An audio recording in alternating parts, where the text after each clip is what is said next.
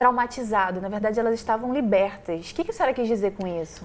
Eu quis ali também trazer a história do ponto de vista de quem viveu determinados acontecimentos, porque a gente tem também tendência a contar a história do outro. Uhum. Nós temos tendência justamente a analisar a situação do outro.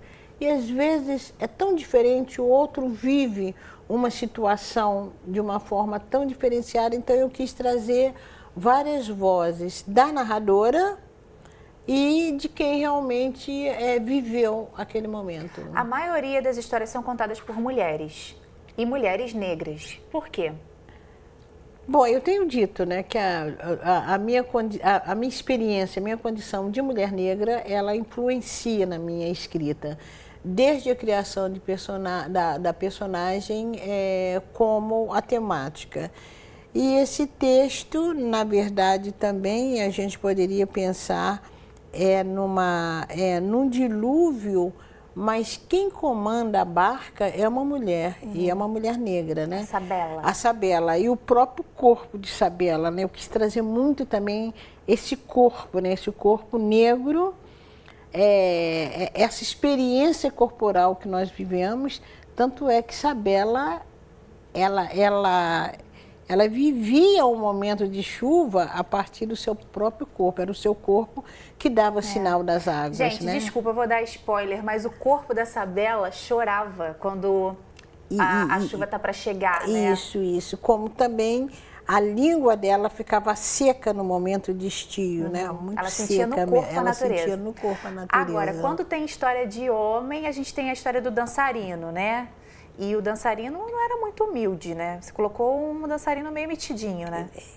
Um dançarino que, às vezes, as pessoas, quando elas atingem, né, um certo patamar, elas esquecem de quem palmilhou o caminho delas. O nome dessa história é Os Pés do Dançarino, Os Pés né? do Dançarino. E ele esqueceu, né, o que ficou por trás dele. Mas há uma possibilidade de recuperação dos pés.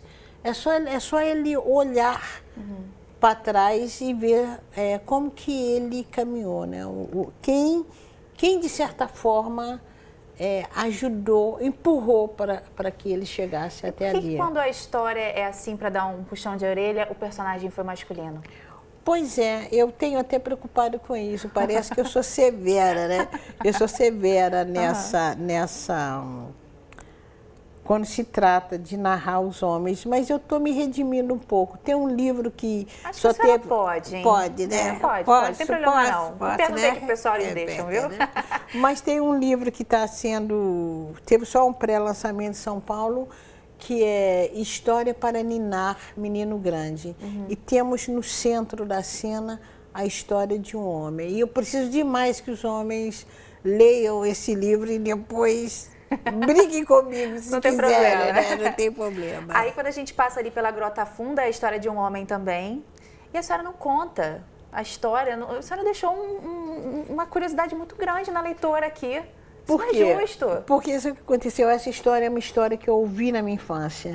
E o meu tio terminava contando essa história da mesma forma. Não conta? Não conta, porque o interessante aí é o mistério, né? É o segredo, é aquilo que não é revelado.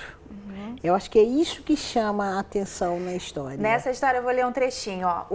É a história do Alípio, que foi entender o que está acontecendo numa grota, que as pessoas voltavam de lá traumatizadas, né? Aí a história que Dona Conceição conta uma corda de mais de 1000 metros foi amarrada ao corpo do homem.